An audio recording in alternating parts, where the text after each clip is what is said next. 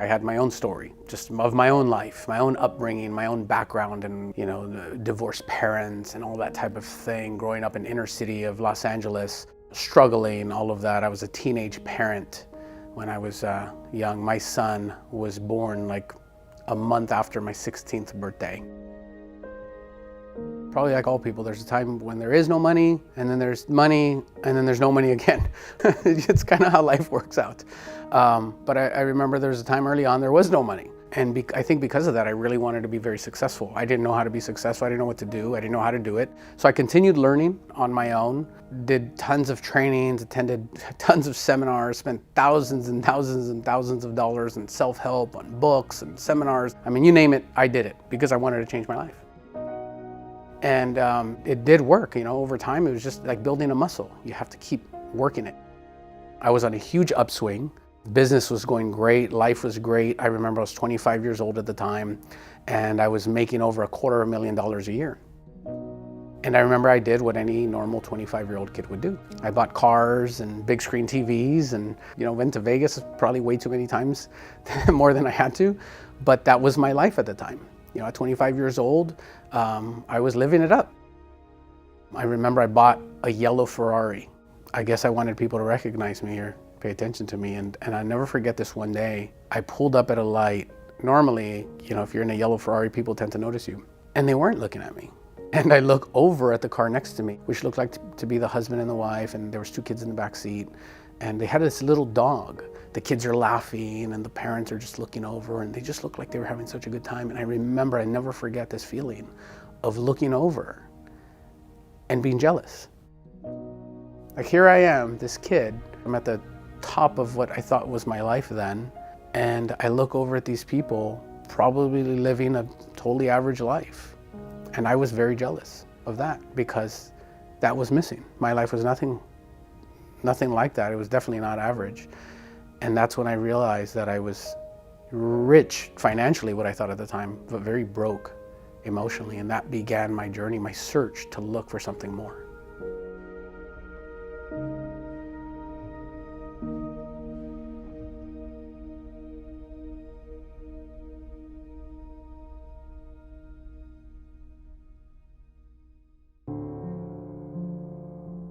Like many other human beings, what prompts the question is often pain. The existential crisis of why am I here? Why is the situation the way it is? Growing up in a tumultuous, difficult situation caused me to wonder what I could do about it. Why am I feeling stuck at my job? Why am I feeling like a rat in a wheel cage or something like that, doing the same thing, getting the same results? How do I get out of that set of conditions and preconceptions so that I can get a different set of results? It starts by asking that question. There's no doubt that some of us grew up in environments that are very different, but all of us have the ability to take responsibility. And even if you've had a quote-unquote rough life, a lot of challenges, a lot of blocks on your path, you can meet that challenge. There's billboards everywhere. Have you been in a car accident? It's not your fault. Call us today and we'll sue the pants off of them. Like, no one wants to take responsibility for anything that they do, for their behavior, for their driving, for anything. When you look at the masses, the average person makes tons of excuses in their life. But the primary person that they make excuses to is not to others, it's to themselves. Well, I have a reason why I'm this way. Sure you do. However, where are you at right now? Do you want to make a change at this point, or do you just need a hug? So many people will accept part of it. They'll say yes, but. And then as soon as they say the but, it denies what you just said yes to and presents what you really believe your excuse. The reason it's so hard for you, that's your excuse. Well, that excuse is not valid. You may think it's valid, but there's plenty of other people that have had equally as bad an upbringing as you've had. In fact, a lot worse. So I could sit down with any one of you, look at your excuse, and find a way to present an option. Our perception of the world is massively distorted because our perception is only based on our own experiences, our own personal views, our own beliefs, and it's based on what we were taught and what we learned. And whatever we perceive to be true, whether it is true or whether it's complete BS, when we get out there, we will project that out onto the world. Feelings of lack of worthiness. Don't be proud of what you look like. Don't be so confident. Bad programming comes in childhood and continues all the way through adulthood. And unless you go and you rewrite the story, you're going to have a repeat of the same type of story as you get older. It'll just be a more complicated, sophisticated version of it, but ultimately it'll be a sad story. Those beliefs that we got in the first place were our subconscious accepting the fact that it isn't easy. Life is a struggle. Money's hard to make. All these beliefs we've heard from other people, we accept as being the way the world is. The simple truth is that our beliefs are not true in themselves. They become true in our experience if we believe them. So if we have those types of beliefs that really wire up the brain, we must first identify, how can I go back and basically disconnect from that old view? All of us have resistance somewhere. If you look deep enough, you'll find that place that you don't want to go, the place you don't want to look. It's too uncomfortable, it's too scary, and I would argue that that's where the hot stuff is. And then we can go deeper and find out about a person's identity. What is it that they believe about themselves that is causing them to behave that way? If you're getting poor results, less than desired results from your unconscious mind, it means that there's some bad programming in there. It means that there's some outdated software that needs to be updated and upgraded. And that's what NLP and hypnosis is all about. It's doing work to rewrite the software, rewrite the story, so that you can ultimately get a different story. The important thing isn't our physical environment at all. The important thing is our minds. I know from experience we can set it in motion. Many people don't always understand about how the world works and how energy works and things like that, but there are these energy waves everywhere, around us. A couple hundred years ago, somebody just figured out how to latch on to them, like radio waves. The energy was always there, and you can now talk from anywhere in the world to any other part of the world. And what I think people don't give themselves enough credit, we don't realize that we are the most powerful human walking, talking transmission towers on the entire planet. And just like your cell phone, that little box is constantly sending and receiving signals. But so are people. So much so that we could walk into a room full of strangers, not know anybody, see somebody way over on the other side of the room. We don't know the person, but something about them draws us to them. Why? We all give off this vibe. We hear that all the time. Oh, their vibe. They have a nice vibe, a good vibe. They have a weird vibe. And vibe is short for vibration. And vibration is the equivalent as frequency. We can have a high frequency or a low frequency. So many of us don't say, I'm in a high vibration or low vibration. We just say, I feel good or I feel bad. It's not just positive thinking, because I'm not a positive thinker at all. I'm not one of these people that just says, be happy all the time and think positive and all that. I'm not really one of those people. But I also do understand the power of holding a view or a belief, so much so for something you want, until fruition, until the thing is created. And the key there is dare to dream and keep the end in mind. If we envision and imagine a greater, better life for ourselves, and we keep focusing on that vision, doubts and fears arise, and it seems the vision crumbles. But then we get back to it. I heard a wonderful thing a while ago that a plane is off course over 95% of the time. But the pilot keeps correcting over and over and over, and it reaches its destination. When I first heard of that, I thought, that's the story of my life. It just doesn't work to pray for something once, to ask once. The frustration and anxiety and excuses cancel out that wish. You got to come back to the wish, to the dream, to asking. Every day keep asking. Show me the next step to take. I do think 99% of the effective work I've done to transform my life has been internal. As Eckhart says in The Power of Now, get the inside right and the outside will fall into place. I am sensible and in control of my finances. I'm creating total financial success in an easy and relaxed manner a healthy and positive way, in its own perfect time, for the highest good of all. When you get back to the realization, the understanding of the one thing that you have control over is your ability to align yourself with the thing that you actually want energetically. It just depends, how long does it take for you to align yourself with that thing? Because at first there's this like confusion or a doubt, and then you get to this point, it's like, okay, I think it's possible, babe. It's like, I think it is possible. You get to like hope. This is the positive thinking part of you. It's like, I hope this works out. And then you get to this other point, it's like, I really believe this is gonna work out. And then you finally get to this place of like, I don't care what or how this, but this is going to happen. This thing is done. It's complete. It's complete in my mind. It's complete in my body. It's complete in my soul. I am there before I actually get the thing. And you need to hold that alignment and give the world and people and things, circumstances, an opportunity to work out for you. It's all about creating something out of apparently nothing. To me, I look at it as a completely magical process in a way. You don't have to use those words at all. You can just say strategic planning has its results, whatever words you want to use. But for me, what it does get down to is the basic, deep mystery of all of creation.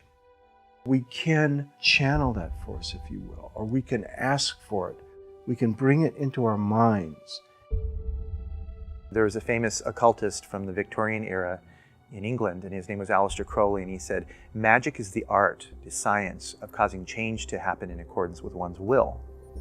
By visualizing that future moment, putting in a set of instructions, and then when I let go, turn my attention away from it, my unconscious mind will be drawn towards experiencing it.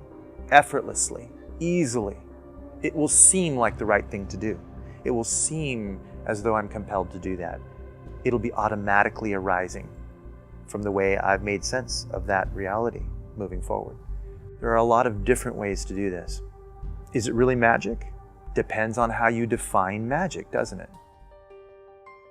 My name is Dean Radin. I'm the Chief Scientist at the Institute of Noetic Sciences. One of the things that we do at this institute is study experiences that people report, very commonly, that challenge the prevailing scientific idea about who and what we are. And so these experiences range from simple intuition, like gut feelings, to psychic phenomena, to mystical experience. We're interested then in when somebody has a transformative experience of this type, and there's a pretty large range of them. And we also gain some sense that the experiences that they have are real and not just an illusion. Then how do we begin to understand them? Most of what we do in the scientific sense is in the laboratory. We use methods like high-density EEG to look at brain activity. We use psychophysiological methods to look at how the brain and body are related to each other. We use methods in physics, methods in computer science, and statistics. So the magic I'm talking about, first of all, is not Harry Potter, and it's not Harry Houdini. Those are both fictional magic. I'm talking about the real stuff. So real magic consists of three categories. The first category we can call divination. So it's the idea that your mind can perceive through space and time. From a materialistic point of view, we don't know how that can happen very easily. From an idealistic point of view, it has to happen. It is the way things are. The second category I call force of will, which from a scientific perspective, we might use terms like mind-matter interaction or psychokinetic effects. And that's the notion that your intention, your will can manifest. It makes things happen. The third category is theurgy. In practice, it's about evoking spirits in ceremonial magic where you try to get spirits to do things on your behalf. So the reason I got interested in magic is because for most of my career, I've been studying parapsychological phenomena, telepathy and clairvoyance and so on. And after studying the esoteric literature, even just for a little bit, I realized that what we have been studying in the laboratory is exactly what people have called traditional magic. Divination is clairvoyance and precognition. Force of will is psychokinetic effects. Theurgy are phenomena like near-death experiences and mediumship.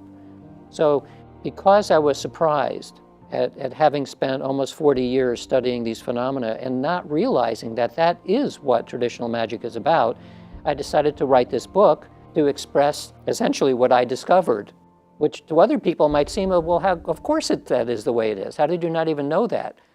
Part of it is because I went through the academic tradition, where we assume that a certain view of the world, and in that view of the world, ideas of traditional magic are laughable. It cannot be the case. My background and interest in spirituality and science really is a lifelong passion, because I started as a young child being very aware of the fact that there is this deeper level of consciousness connecting all of us. I wanted to find out more about that and get into the science of it. So I chose to go to UC Berkeley, where I got my degree in physics, and my main focus of interest in the program had to do with quantum physics, which I found tremendously intuitive for me. There has been a lot of emphasis on the idea that magical thinking doesn't work, but actually it turns out magical thinking is pretty powerful, because in the quantum realm, the realm of imagination is the king. That's the foundation for everything. Consciousness is primary. A lot of people who are attracted to magic in the first place, they don't care how it works. They don't even care about the debate over whether it exists. They just want to use it. So the two simple forms that have been used as far back as we can see in history, one is called writing magic, and the other is called sigil magic. So these are very elementary practices, but both of them have persisted throughout history, probably because they do something. So from a psychological perspective, you can say, well, the act of writing down what you want, that will just psychologically predispose you to seeing that happening. But the question is whether it actually does cause the world to be different. So that's kind of what we study in the laboratory. Not so far these magical practices, but things like that, where you make very strong intention and then you see whether it changes something in the world. Sigil magic is like writing magic, except that instead of writing something down, you make a symbol for the stand for the thing that you want. Once you have that shape, the symbol itself will remind you of the intention. You use whatever method is necessary in order to put all of your intention into that symbol and like push through the symbol to make it happen. And then, as is seen in the laboratory a lot, that there's something called the release of effort effect. That while you're pushing like crazy with your intention, nothing's going to happen. It happens when you release. So the sigil magic as well, you push really hard through the symbol, and then you might burn it, you might put it away in a drawer, you get rid of it somehow, so that you allow the intention to go do whatever it's going to do. Some people think this is something weird, and what I'd like people to realize is that basically every time we make a choice in our mind, we're actually making a quantum jump. Quantum jumping is such a big field that there's a lot that falls within it. Everything from the placebo effect is, I think, an excellent example of it, to finding lost things, to suddenly having skill sets and abilities where you didn't have those capabilities before. These are all things that are possible. There's really no end in sight. Pretty much anything that you would wish for is attainable, because we're looking at the nature of reality itself and the way that you're interacting with it. So the steps involved. So how do you get a quantum jump from being in one state of being, maybe being sick, to being well, for example? That's a good one. The way that you can make that jump is to start by getting into that relaxed, energized state of being. So things that are conducive to that would be meditation, lucid dreaming. You can think of that as being in a theta state of mind. It's like a daydream state of mind. And just make that a regular part of your life so that you feel like, okay, this is how it feels to just not have any worries and feel energized and relaxed. The more you do it, also it gets easier, so that's good. Then the next step is to really feel that you're making a selection of where you'd like to go. Sometimes we don't know where we want to go. I like to then ask, how good can it get, and let that unfold naturally. You're talking to your subconscious when you do that. Your subconscious knows what's good. You will go to the right place. And so that's a natural way to guide yourself. But if you have a clear view, I want to get healthy, then you can have that picture in mind.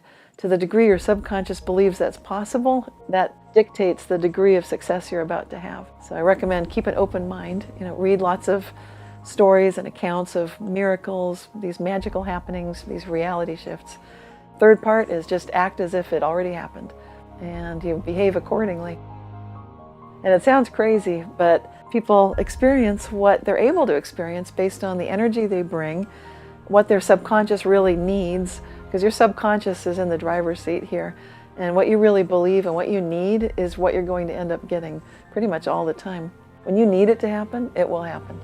And when you're open-minded and you've brought that energy, this is basically the science of miracles. So in the popular sense, this notion is sometimes thought of as you create your own reality, that your ideas will manifest. That's where the idea of affirmations comes from, and to some extent positive psychology. You can trace that line of thought all the way back to shamanism. It is part of the esoteric tradition. So then somebody could say, well, then how come if I want to have world peace tomorrow, I'm thinking about it, it's not happening. So what am I doing wrong? Or I want to have a big pile of gold. I don't see it, so that model must be wrong. My interpretation of that is that the conscious level mind, where this is happening, this is not where the action happens. All of the action happens at a much deeper level of mind. It's a little bit like looking at an iceberg. The tip of the iceberg, you can see it. That's their conscious awareness, but the most of it, by far, is below the surface. And that's where the action happens. So it's not just a matter of telling yourself once a day, I can do this, and lots of people like me succeed at this. You're going to need to address the issues of your heart and of your subconscious and your gut, all of that. And the best way to do that is to start listening to yourself. A lot of people don't do that. They think, I'm just going to tell myself what to do, and it's all going to work. So one of the reasons why I wish for a gold Mercedes and it doesn't show up is because we have lots of unconscious things that are working against us.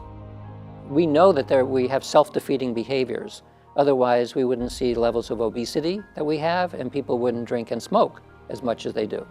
So you may consciously say, I'm not going to eat this cookie because it's not good for me, but you will find your hand going to get the cookie, and then it'll pick up the cookie and it'll bring it to your mouth and you will eat it.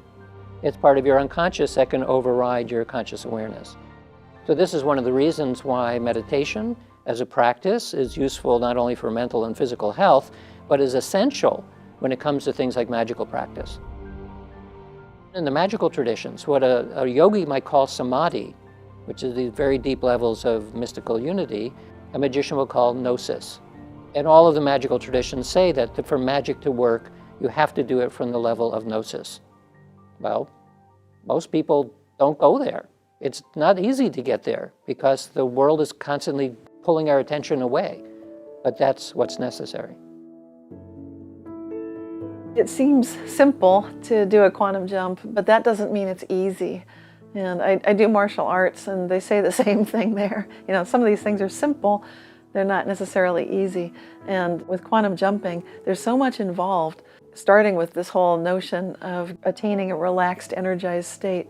And often when people are suffering, when there's true misery, when they're actually engaged with survival issues and real difficult challenges, then it might be very difficult to get to that place of feeling relaxed and energized.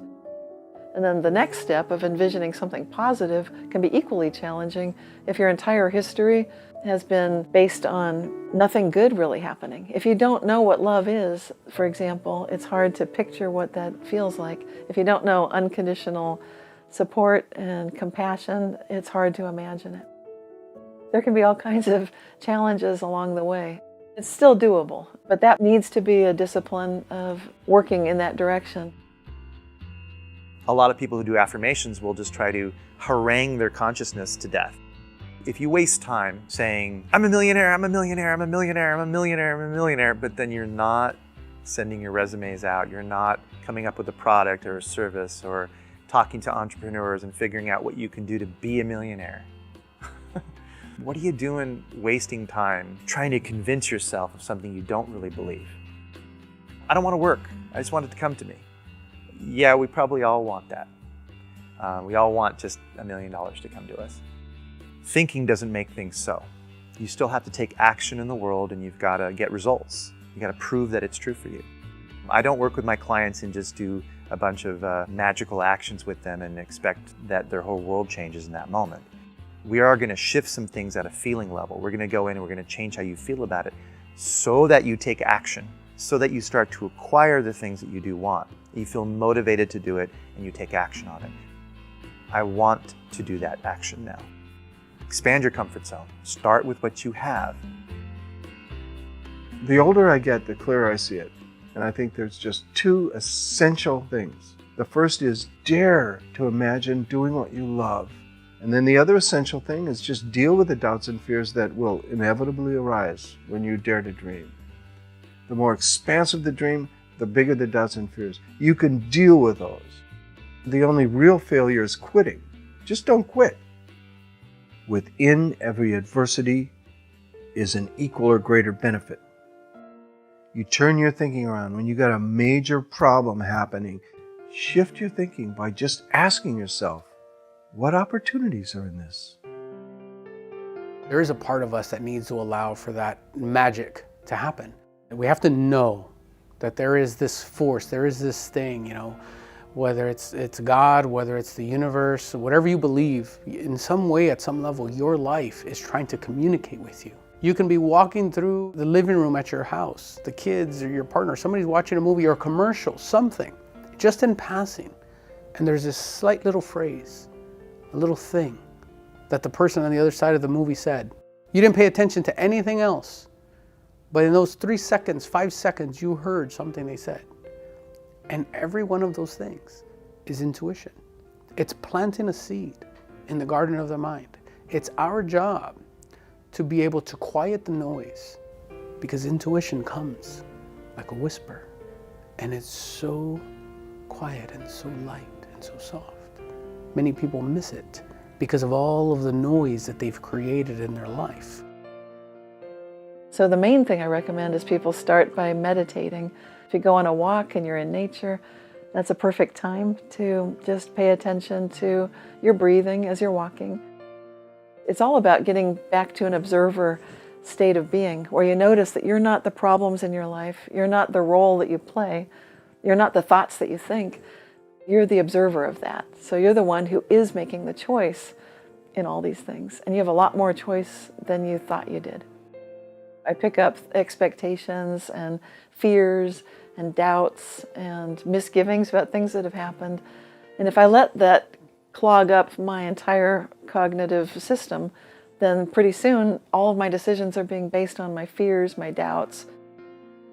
So meditation helps me clear out those beliefs that get in the way. It's just like clogging things up, just like you need to vacuum your house and clean your refrigerator, and you need to clean your mind. What is meditation? Can we simplify it? Can the normal person, the average person, do it without leaving their home, without leaving their job? What does it take to meditate? How do we do it? What happens when the mind settles down and the body settles down and our sense of self disappears? I teach a lot of essentials for meditation, but the 3 ingredients we all have: gentle attention, a willingness to sit down and do it, and then something to pay attention to. And you come back again and again and again and again to the focus of your meditation, whether it's your breath or a mantra, whether it's a candle flame or an emotion. And no matter how many times you go off topic, you come back again, again, again. So a lot of people say, I can't meditate. And I say, why? And they say, I don't have enough time. I say, well, how much time do you stand in line for a cup of coffee? How much time do you spend on social media, on the web? And I said, take 10 minutes of that and turn it back to yourself. And asking that question, who am I? Who am I really? Who is it that's living through me, that's looking through my eyes? Consciousness is so obvious that for many people, they don't even know what you're talking about. Most academics, and this is now true everywhere in the world, are taught according to principles that have developed within Western science. That scientific worldview is based on a philosophical set of assumptions known as materialism. So materialism, in a nutshell, means that everything is made out of matter and energy, including mind, including consciousness, including everything we know about subjectivity. That's the prevailing view. So if you're challenging that view, you have the same problem that you would in any domain where you start challenging the status quo. The status quo doesn't like to be challenged, so it will push hard against anything that challenges it and attempt to squash it. This is the problem of materialism. Materialism doesn't know what to do with consciousness, so it sort of sets it aside. We'll worry about that later. Or it comes up with the idea that somehow the brain is complex enough that it gives rise to experience, even though nobody has any idea how that could possibly be. And we know that materialism is pretty good because it gives us the technology to do this sort of an interview with a special machine that captures my image and so on. So we don't want to throw materialism away. It's too good. The question is it good enough to account for everything? And here's where we have the problem. Clearly, it is not accounting for all of the experiences that people talk about. So what's missing? When you look at the esoteric traditions, you immediately bump up against what might be thought of as proto-science. So alchemy, astrology, and herbalism. Alchemy was the forerunner of chemistry, astrology is the forerunner of astronomy to some extent, and herbalism is the forerunner of pharmaceuticals. What's interesting is that historically, that all three of those proto-sciences also had a fourth element in it, the element of consciousness. So the practitioner of alchemy or the practitioner of astrology or herbalism knew that their intention was a very important component of what they were doing. This is true in each case. And yet science has stripped that out. You don't consider when you take a pill that your intention is important, except maybe as a placebo. But certainly when you're preparing something like metals or in chemistry, people don't think about that. But that was part of the original idea. And so I think what we're happening now is that science is slowly beginning to mature to the point where it sees that the intention and consciousness of the scientist is as important an ingredient as it was in alchemy and astrology and so on. So I looked in detail at the esoteric traditions, all the way back from shamanism to Pythagoras, Eastern traditions, all the way up to the present time. And you find that there's a similar thread of thought. And basically they're saying that a better model of reality is idealism, that everything is made out of mind, including matter. That solves at one stroke, if that method is correct, if that assumption is correct.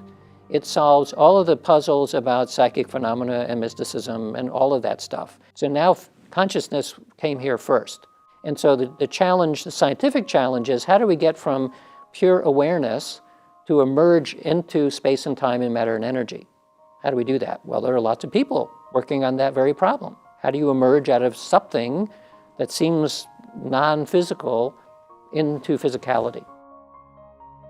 When we recognize that every single material thing at its core is energy and everything is vibrating, then you can get a feeling for this nature of existence that is not as materially real as we tend to think. And to me, that's what it's really about. The nature of reality itself is consciousness looking at itself. It's basically a feedback loop. So we're looking at the outside world, realizing, wait a minute, maybe what we're seeing is consciousness itself, and it starts to seem that is the case. So we're at a time in our history where quantum physics is challenging all of us to take a whole new look at the way we see the world. Some scientists who strongly resist this are of the opinion that we basically understand how reality works. There's a couple of things left over to mop up, but we kind of got it. I think that view is so arrogant. And even just from a historical perspective, you see about every 20 years, some prominent scientist saying, well, it's all wrapped up. We just have these one or two things left to fix, and then we got it all. It's just stupid from my perspective. Science is young, and we have far more things that we don't understand fundamentally at all than we do understand a little bit. And that's one of the fears that arises then. You say, well, I've spent my entire career as a professor professing certain ideas about the way things work, and you're coming to me and saying, actually, you didn't understand that at all. Well, that's frightening. I mean, no one wants to think that they don't know what's going on. This is one of the reasons why the Institute of Noetic Sciences is a private, nonprofit institution, because we're looking at things that do challenge the status quo. You can't do this in the academic world. We were among the first to support research on meditation, research on the positive psychological and health consequences of things like gratefulness and forgiveness, the mind-body connections and health, and so on. We were supporting these kinds of ideas at a time when they were considered laughable and extremely risky. So if somebody wants to live a comfortable life, the easiest thing to do is to go along with the flow, always. And if someone has a family and they have children to support and all that, it is actually the responsible thing for the sake of the rest of the family to not challenge the status quo. We live in a society that is constantly pushing certain ways to be. And among other things, we are not taught to think for ourselves or to think critically or to question our own motives and our unconscious desires. It requires taking risk. But so what? Life is a risk. It's a challenge to face up to a lot of opposition. Collectively, there's a driving force that tends to move events in a certain direction. And if you've ever gone up against it, it can feel like a fish swimming upstream. Like you're going in one direction and everyone else is going somewhere else. The more you go into this practice of meditation and the more you recognize that you are consciousness, I would not say it becomes easy, but it becomes possible to stand up to society, to your parents, or your internalization of what you think your parents want for you. And the funny thing about doing this quantum jumping is often you'll notice that people seem like they change, and where there had been opposition, now there's support. I know a lot of people have a struggle with their parents because their parents aren't supporting them in doing what they love. Their parents have a different idea. My father certainly did. He was concerned for me. Going into theater and music did not seem like a good idea. He wanted me to go into business. And I realized, I got deep somehow, that it doesn't do any good to do what your parents want. You have to do what you want. But it doesn't do any good to fight them either. So I ignored my father. He complained to my brother. He said, "Mark is so slippery. You know, he just blows me off. He doesn't fight me. He doesn't object. He just sort of slides away." One of the requisites of change is that you have to deal with objections at home or in whatever environment you go back to.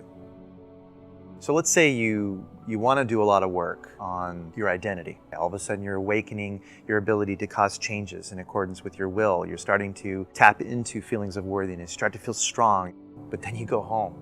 And these people have a picture of you that is not the picture that you're working to become. It's the old you. And it may not have even been accurate, but it's their image of you. And I think you can say, hey, look, I'm really working on this. This is really, really important to me. This is who I'm working to become. And I'd really love to count on your support. I know you're just kidding, but I'd appreciate it if you just cut it out for now. And if you don't respect that, I'm going to have to ask you to leave, or I'm just going to not hang out with you. I don't want someone else to sabotage right now. It might mean not responding. It might mean hardening yourself psychologically to be able to handle it.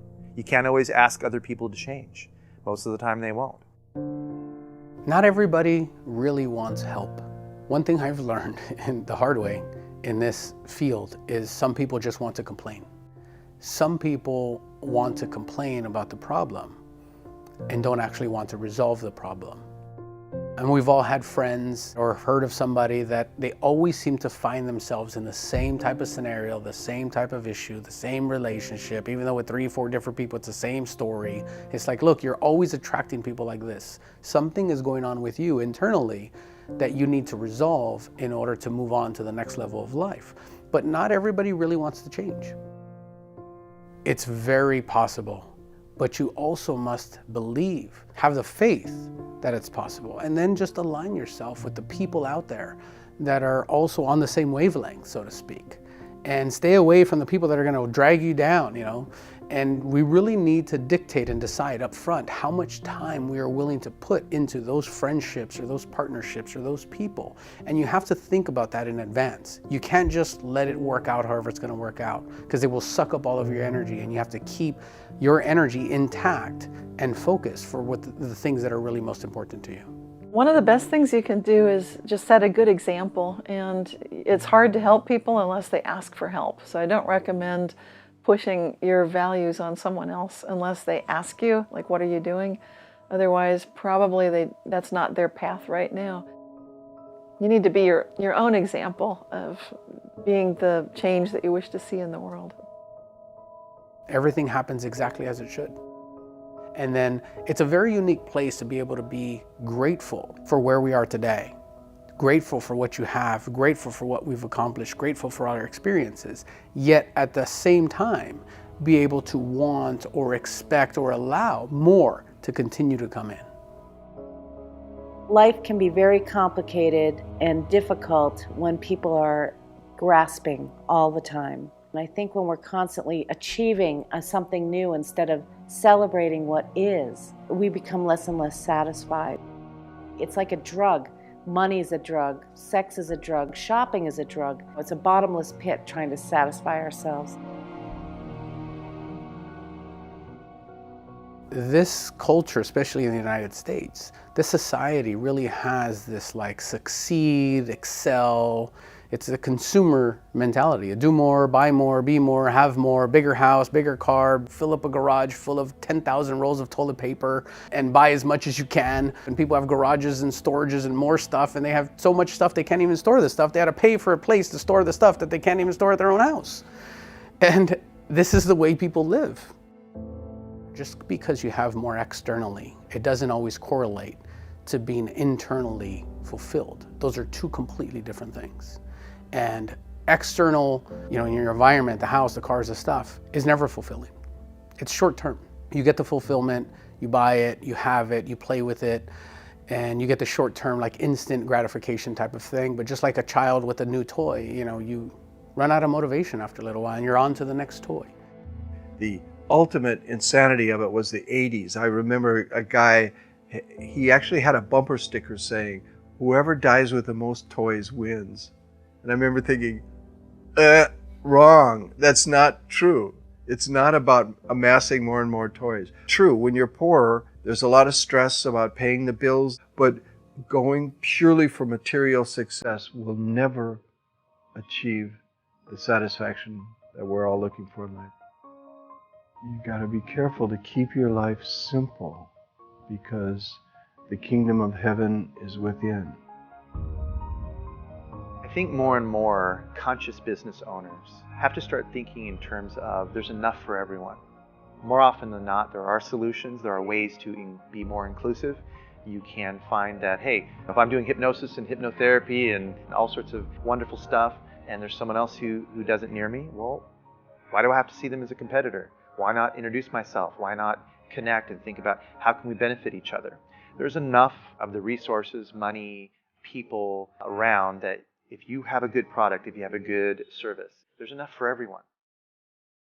John Templeton put it so simply. He said, the way to get wealthy is to make others wealthy. But I kind of think on this planet, there has been progress made, and we do take 2 steps forward and then sometimes a huge step back as the old systems are thrashing out, fighting for survival. And in the long run, I would think the worldview based on love and partnership, working it out with everybody, realizing we are one global family. We're in some ways experiencing a dark time, in some ways we're experiencing a renaissance. And so there's some threats to our existence right now. But we also have more and more people who are paying attention, and more people who are looking for solutions in areas that we didn't look before. Get out there and do something nice for somebody, and don't expect anything in return. Be kind. People need it. if we remember that the people who we complain about are human, that underneath their beliefs and ideologies, they're human beings, it opens up our ability to hear one another. Sometimes we buy into the materialistic world and we think that we have no power. We think that we're victims. But actually, there's a great deal more power in each of us, and all of us together collectively, than most of us ever realize. It's up to all of us to encourage ourselves and one another to maintain that sense of who we really are. Because I believe very strongly that this is the time in our world's history where it's more important than ever before that people recognize this.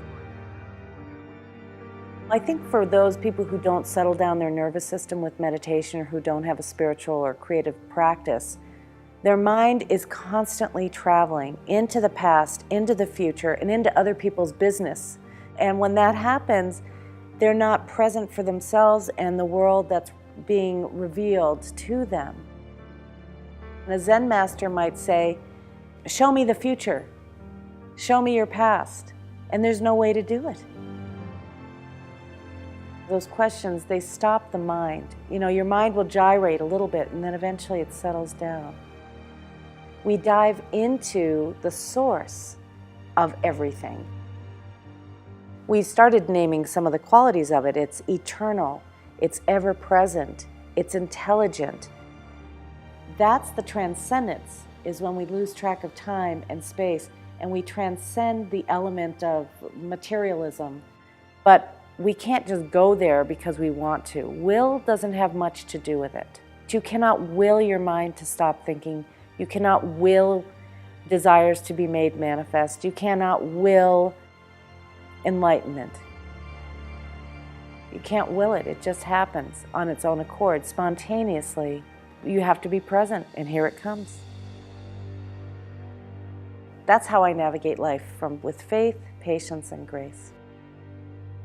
We sometimes get a feeling like there's something else going on here, that there's something much more connected, that in a very real sense, we're sharing the same dream.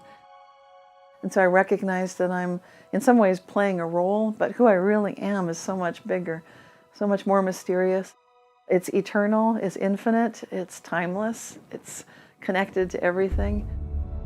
Then there's this collaboration, a symphony of all these different harmonious pieces, each of us playing a part of the overall song, and that this is the so-called music of the spheres, that it's our consciousness that creates all of this. And when we get there, then that is oneness, because everything's back together again, but in such a way that we don't know what we're looking at. And we never actually know. We hope we're getting closer to understanding it, but I sometimes suspect that as humans, we don't have the capacity to actually understand what's going on. And I see this reflected a little bit when you have a mystic who can go into mystical states. They come back with a conviction that, I understand it now, I got it. And say, well, tell me, what is it? And the response is, it's ineffable. I cannot describe it. And the reason is that that language at the everyday level is not capable of describing what's actually going on. Some mystics will say that they come out of the mystical state and then they see the world in a new way, and everything is exactly the way it's supposed to be. I think mystics, philosophers, poets, they express the reality better than maybe you or I, because they allude to it. And that's the same with waking up to that which is looking through your eyes. You can call it anything you want. Some people call it self with a capital S. Some people call it spirit, God, soul, the great spirit, consciousness itself. It's that which animates all of this. It's what's residing at your deepest level. The ancient notion of Indra's net is this necklace with lots of glittering pieces of crystal in it. And so each one is the universe, but all the facets on it are reflecting all of the others. So you have this amazing network of awareness, which is seeing itself reflected again and again and again in an infinite number of ways. So it's sort of simmering at some universal unconscious level, trying to wake up from a dream, and when finally whatever we are understands it, or it understands itself, it wakes up and the dream is over. I see it as you go along in your daily life, you are a certain way, and then one day you wake up. And from that moment, everything before that seems like a dream. And you can wake up multiple times. So in my life, I remember 2 instances where just walking to class in college one day in the morning, I woke up. I mean, it was a very strange experience, a little bit like you're sleeping, now you wake up and you become aware. There was a step function while walking to class one morning that everything before that I felt as though I was sleeping, and that this has happened twice. So I'm imagining that there are many things that can push that kind of experience.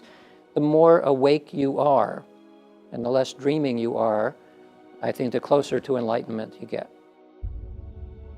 For me, enlightenment is to attain that sense of self that is pure consciousness, and to recognize that that's the real you, that who you are is infinite, is eternal, is connected, and that's the you that's looking out through your eyes, who is so much wiser, so much more connected, so much more involved in everything.